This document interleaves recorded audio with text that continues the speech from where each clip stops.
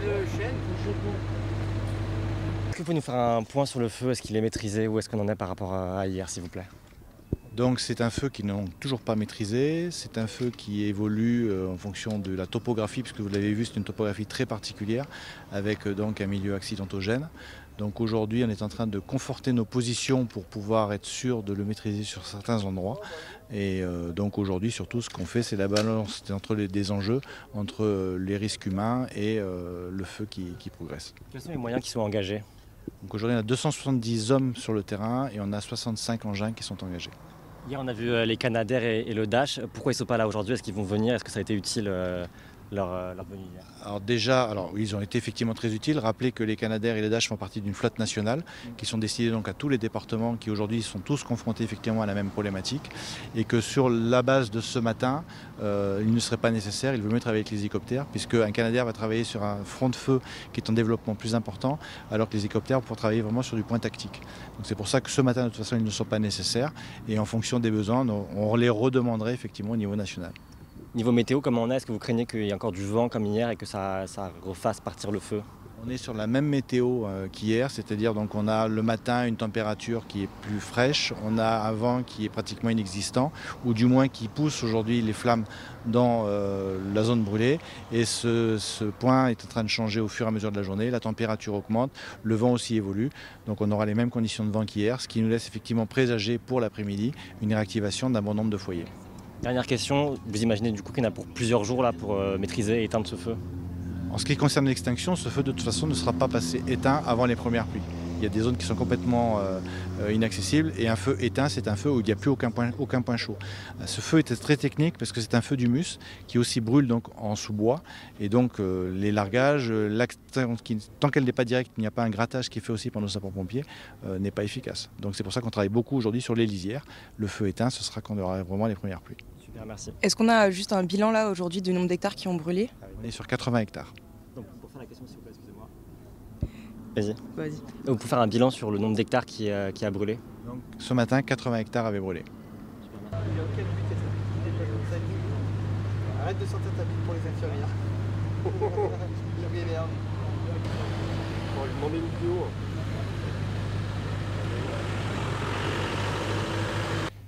Un nouveau jour de combat contre le feu, on voit tous ces engins ici, voilà, ça ne faiblit pas. Non, dans l'immédiat, ça ne faiblit pas et j'allais dire, c'est heure par heure qu'on fait face à la situation. Pour l'instant, c'est un peu calme, mais il suffit que le vent se lève. On l'a bien vu hier, où en l'espace d'une demi-heure, la situation s'est complètement inversée, d'une situation calme à une situation de reprise de feu importante avec une avancée en direction de Vorep qui a été très significative et qui a obligé, et ça a été bien, l'intervention des Canadair et des Dash qui a permis de stabiliser le feu parce que ça commençait à être très important compte tenu de la vitesse du vent qu'il y avait. J'imagine que la nuit pour vous et pour vos administrés, certains ont eu une nuit très courte parce qu'il a fallu évacuer, il a fallu prendre un petit peu des décisions. Oui, la nuit a été courte puisque on avait mis tout en place pour pouvoir accueillir toutes les personnes évacuées. Alors globalement, on en a vu un certain nombre. Ils ont préféré aller chez des amis ou dans de la famille plutôt que dans la salle des fêtes.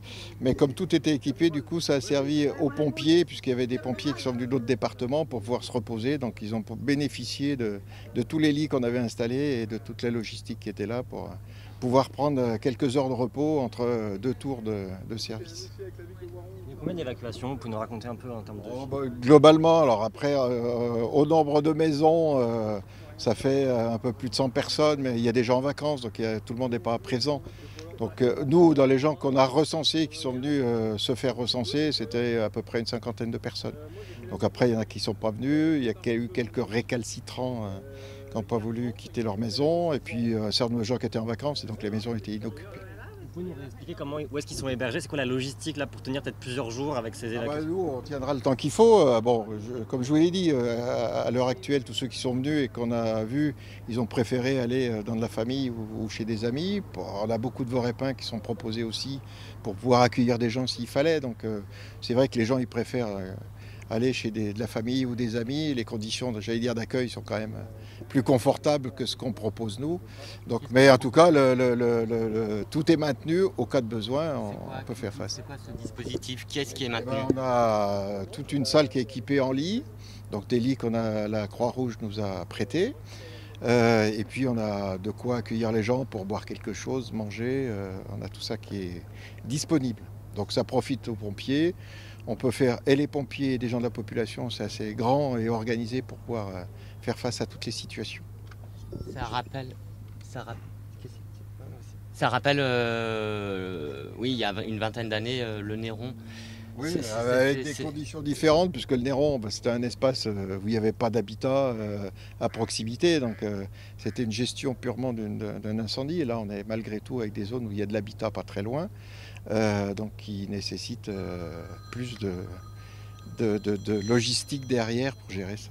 Il y a des repas qui sont préparés par...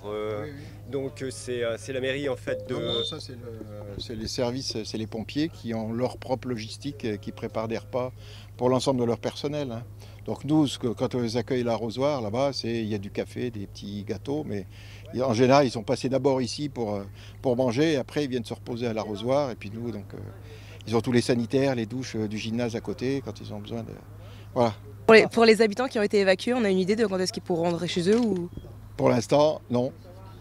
Simplement, il y a un système qui a été mis en place en liaison avec les pompiers et les gendarmes où, s'ils ont un besoin particulier de pouvoir accéder à leur habitation sur un temps limité, après être inscrit au départ et au retour, de manière à ce qu'on gère bien qui est présent sur le site à chaque instant.